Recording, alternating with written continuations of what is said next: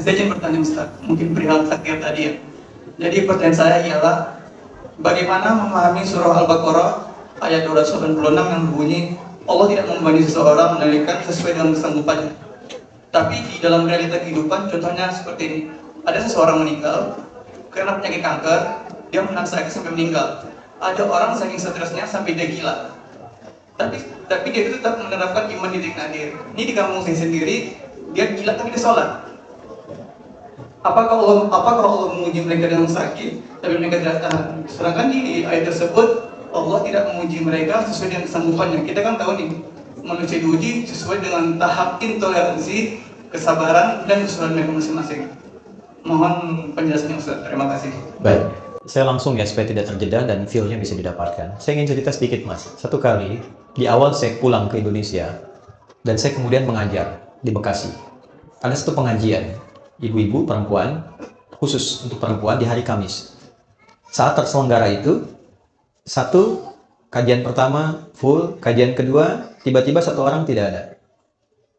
Kemudian di belakang, menarik ya, mulai menangis. Saya tanya kenapa di belakang menangis. Ibu itu menjawab, Ustadz, si Fulana tidak bisa bersama kita karena sedang berjuang sakit. Mohon doa. Baik, saya bilang kita doakan setelah selesai kajian ya. Begitu kemudian saya lanjutkan, jeda sebentar, nggak sampai 5 menit, di belakang terisak. Saya tanya, kenapa Bu? Ternyata yang tadi kita akan doakan sudah meninggal dunia. Inna lillahi wa inna ilaihi raji'un. Baik. Setelah itu singkatnya, malam kami datang takziah. Anda tahu apa yang terjadi? Ibu dan Bapak, teman-teman semua, luar biasanya. Beliau itu profesinya seorang pramugari. Dalam pramugari profesi yang beliau jalani, tentu banyak kegiatan-kegiatan keduniaan yang terjadi, sehingga juga untuk berhijab pun dulu belum punya kesempatan, pergaulan juga luar biasa. Di ujung hidupnya, Mas, ini yang penting saya sampaikan, dia memutuskan untuk berhenti, selesai, dan dia aktifasikan sisa hidupnya untuk memperdalam Islam. Dia ikut pengajian untuk merubah dirinya. Ketika ikut pertama pengajian, ternyata baru ikut pertama, diagnosis muncul, kena kanker. Lalu masuk rumah sakit. Yang kedua itulah sampai terakhir, ternyata dia berada di rumah sakit sampai ujung hayatnya menjemput. Tapi tahu Anda apa yang terjadi? Ketika saya datang takziah, yang datang itu ibu-ibu pengajiannya, teman suaminya dari jamaah subuhnya, teman-teman lingkungan masjidnya, sedangkan teman seprofesinya belum bisa datang, di malam itu hanya mengirimkan bunga.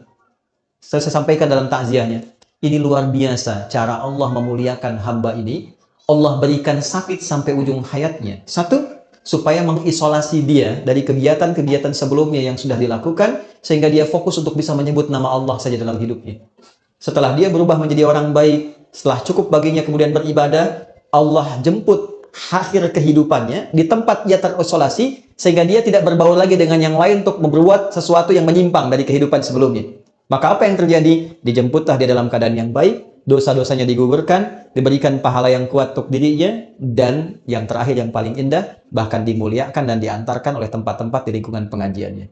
Yang mau saya katakan apa? Semua apa yang Allah telah tetapkan, yang kita lihat sekarang itu cuma namanya saja. Sakit, kena kanker, kena tumor, macam-macam. Pada hakikatnya, semua itu ujian hidup. Oke? Satu dulu itu. Pada hakikatnya, semua itu ujian apa? Ujian hidup. Nah, semua bentuk ujian itu, apapun yang dialami, feel-nya pasti sama. Yang sakit misalnya, divonis dengan kanker. Yang baru dipecat dari, misalnya pekerjaannya. Sama-sama terasa, vonis itu kan menyakitkan kan? Sama-sama terasa nggak enak ya? Sama-sama terasa gelap kan? Substansinya sama, diuji dengan nama yang berbeda, tapi dengan rasa yang serupa. Semua kita dalam hidup akan mengalami peristiwa-peristiwa ujian-ujian itu dengan dua tujuan. Satu, ini yang saya ingin maksudkan. Nanti saya kembalikan ke Quran surah kedua ayat 286. Satu, supaya dalam perjalanan hidup itu, satu, kita bisa kenal Allah. Ini. Semua yang kita alami itu tujuan akhirnya untuk mengenal Allah. Anda belajar sepintar apapun, tujuan Anda diberi ilmu sampai sedemikian pintar supaya kenal Tuhan. Makanya disebutnya ilmun, ain lam mim, ketika dikerjakan jadi amal, ain mim lam, objeknya alam, ain alif lam. Ain alif lam, alam itu artinya tanda dalam bahasa Arab, tanda yang mengenalkan pada Tuhan. Kalau dijamakkan jadi alamin. Kita declare dalam salat alhamdulillahi rabbil alamin. Nah, sebanyak-banyaknya ilmu itu untuk kenal Tuhan. Sampai kalau lihat langit itu kita tahu, oh betapa indahnya Allah menciptakan ini. Begitu lihat lautan, betapa luar biasanya Allah menciptakan ini. Kalau cuma kita sampai hanya menyimpulkan lautnya bagus, bintangnya bagus, itu baru luarnya. Belum sampai ke titik ilmunya. Itu ada di Quran, surah ketiga, ayat 190 sampai dengan ayat 200-nya. Nah, dari kita mulai menapaki hidup, tujuan terbesarnya kenal Tuhan. Anda kerja sampai kaya, sampai punya harta dan sebagainya. Silahkan.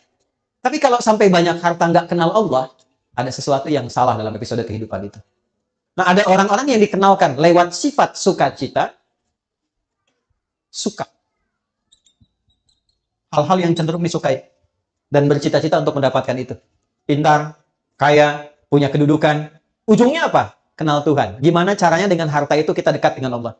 Gimana caranya dengan kedudukan kita dekat dengan Allah? Ini konsepsinya ada di Nabi Sulaiman misalnya. Ketika dipuji, Anda begitu hebat, bisa menaklukkan awan dan sebagainya. Apa jawab beliau? Hadza min fadli rabbi liyabluwani aashkuru an akfur. Ini keutamaan yang Tuhan titipkan pada saya hanya untuk menguji secara konseptual apakah saya kenal Allah atau tidak. Mengenal Allah dengan sifat sukacita disebut dengan syukur namanya. Oke? Jadi syukur itu bukan sekedar mengucapkan alhamdulillah di lisan kita dari nikmat yang kita terima. Syukur itu bagaimana kita mengolah nikmat yang Allah kasih kepada kita untuk menggunakan nikmat itu supaya lebih kenal dan dekat dengan Allah. Disitulah baru terasa nikmatnya punya Tuhan. Apa fungsi mata? Bukan kalau cuma sekedar melihat, hewan juga melihat. Ayam melihat, kambing melihat. Mata kita ditugaskan untuk melihat yang baik-baik. Bagaimana tahunya yang dilihat baik? Pelajari ketentuan Tuhan. Baru terasa punya Tuhan ketika dipraktekkan ketentuan itu. Kata Allah, jangan lihat, dipalingkan. Baru kita merasa iman kepada Allah. Kalau nggak pernah kita ikuti, kita nggak merasa punya Tuhan. Makanya yang sudah beriman, sudah berislam, kan nggak semua bisa dilihat.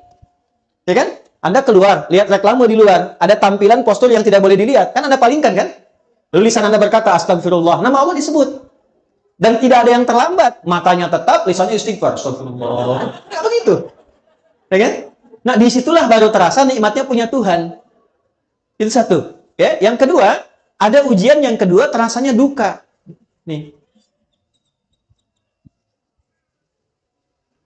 Secara konseptual, apa yang diberikan?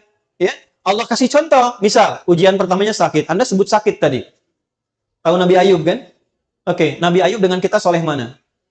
Nabi Ayub. Beliau Nabi, kita bukan. Pernah nggak berbuat maksiat Nabi Ayub?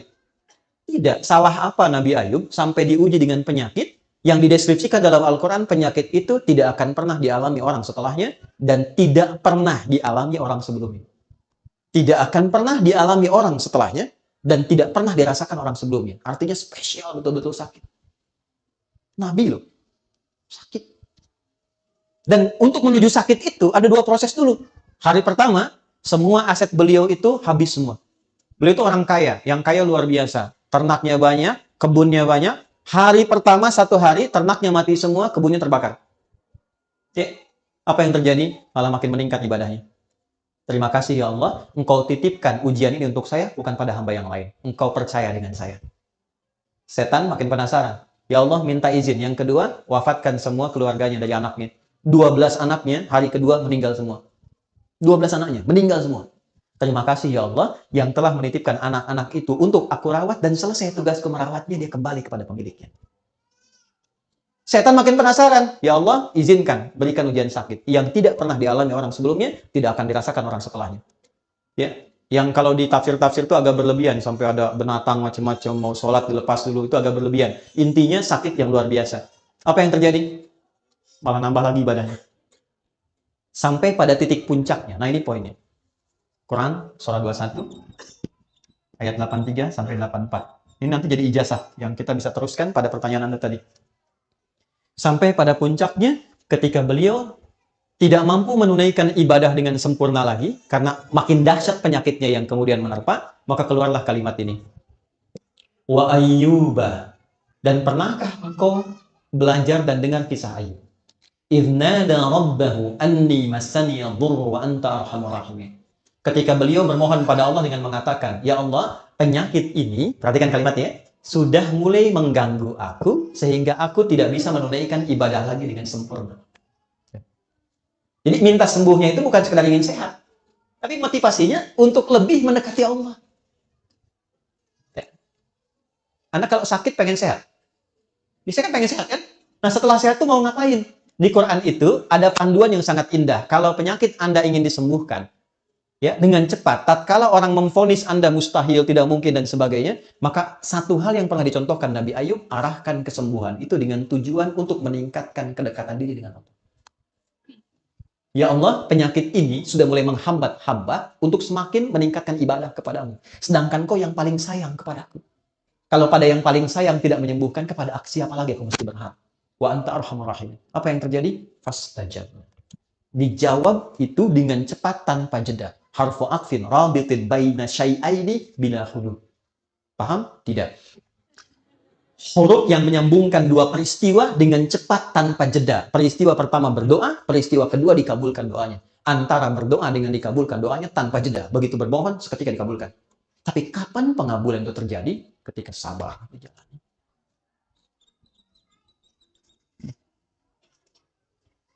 Istrinya berkata begini, Papa, kalau bahasa kita ya, Papa kan Nabi, Rasul. Minta aja sama Allah sembuh. Nggak minta kaya, minta sembuh, pasti dikabulkan. Apa jawab Nabi Ayub? Suez, jawabnya apa? Kata Nabi Ayub gini, Mah, berapa lama kita ini kaya? Ada riwayat mengatakan 70 tahun, ada riwayat mengatakan 20 tahun. Berapa lama kita sehat? 20 tahun. Berapa lama kita diuji sakit? 15 tahun. Nanti sajalah, saat sakitnya sama dengan ujian sehatnya. Selama 20 tahun, baru aku minta kepada Allah. Aku malu diuji sehat 20 tahun, diuji keberkahan 20 tahun, baru diuji sakit, sabarnya belum optimal, aku sudah minta kepada Allah. Nanti saja, kalau sudah sama ujian sakit dengan sehatnya, baru aku minta. Tapi ini bukan level yang kita harus tiru gitu kan? Tidak, bukan begitu maksudnya. Saya ingin tunjukkan bagaimana beliau mengelola implementasi sabar dalam kehidupan. Jadi ketika seseorang bisa melihat syukur dan sabar, dua anugerah yang ditampilkan untuk mengenal Allah, disitulah semua jadi netral. Ini yang dimaksud hadis Nabi dalam Sahih Al-Bukhari, ajaban li amril mu'min. Orang Islam itu kalau imannya sudah mulai meningkat, akan terjadi peristiwa yang mengagumkan. Apa yang terjadi? Jika dia merasakan senang, dia bersyukur. Jika dia diuji dengan musibah yang terasa duka, dia bersabar. Sehingga semua terlihat netral untuk mengenal dan mendekat kepada Allah Subhanahu wa Ta'ala. Makanya ada ulama yang biasa sakit. Begitu tidak sakit, dia nangis. Kenapa Anda menangis? Padahal kan Anda sehat. Saya khawatir ketika Allah tidak memberi saya sakit di pekan ini, Allah sedang meninggalkan saya. Saking pahamnya dengan esensi kehidupan. Jadi yang pertama yang ingin saya katakan, kita jangan simpulkan bahwa ayat Allah tidak mungkin menguji seorang hamba di luar batas kesanggupannya dengan menerapkan ayat itu kepada orang yang divonis penyakit tertentu dan terlihat kemudian dia berekspresi seakan-akan dia tidak sanggup menahannya. Kalimat yang kita jawab dengan itu justru kita balik. Maha suci Allah yang telah menitipkan itu kepada beliau dimaksud, yang belum tentu ketika diberikan kepada saya belum tentu bisa sanggup untuk menahannya. Yang diberikan kepada orang lain belum tentu sanggup menjalaninya. Diberikan kepada hamba yang ini, karena dipilih dia dengan itu, satu, meningkatkan kesabarannya. Dia dapat peluang ibadah. Jadi kalau Anda menghadapi apapun, persepsikan itu dalam bahasa Quran, satu, sebagai peluang ibadah, untuk mengenal dan mendekat kepada Allah, dengan apa yang khusus diberikan pada kita, bukan pada orang lain. Ini mahal. Di situ kita sering berdoa kan? Di situ kita sering sebut namanya. Berapa banyak yang dinilai? Di situ kita simpulkan untuk kreatif, menjalani hidup dengan baik. Di situ kita simpulkan untuk tidak memanfaatkan waktu dengan baik, tidak sia-sia lagi. Mahal. Yang belum tentu kita dapatkan itu pada situasi yang orang sebut dengan kata-kata dia sehat. Jadi pada akhirnya, sakit dan sehat itu hanya titipan dari Allah untuk semakin meningkatkan ibadah kita kepada bagian pertama ini. Dua. Sebentar, maksudnya yang kedua tadi kan saya jawab dua. Di satu bagian, jadi satu bagian yang pertama saya kembalikan, la yukallifullahu nafsan illa wus'aha, bukan dipahami dari ekspresi hambanya, tapi dipahami dari perspektif Allahnya ketika memberi. Allah menilai dia sanggup menjalani itu sampai titik yang diberikan oleh Allah untuk bisa menanggungnya. Adapun yang didapatkan dari situ adalah hikmah. Plus hikmahnya kemana? Karena itu gini, cara bersikapnya diberikan oleh Allah apapun terima dulu. Cara bersikapnya itu. Katakan pada diri kita, terima kasih ya Allah yang telah menitipkan ini kepada saya, bukan pada yang lain, karena engkau menilai aku sanggup menjalaninya. Setelah itu yang kedua, kenali Allah dengan petunjuk-petunjuk yang diberikan kepada kita lewat pemberian itu. Jadi kalau sakit, belajar hikmahnya tentang ayat-ayat sakit. Jangan Anda sakit, belajar yang dikaji tentang ayat-ayat bisnis. Nggak nyambung. pelajari Nabi Ayub, Nabi Ibrahim ketika sakit bagaimana, ya. Dan yang kedua tadi yang ingin saya sampaikan, supaya kita bisa menikmati proses ikhtiar di dalamnya, sehingga mengumpulkan banyak pahala yang mungkin bisa kita raih. Yang tidak ditemukan dalam kondisi apa? Sehat. Jadi semua netral terlihatnya. Allahu a'lam bishawab.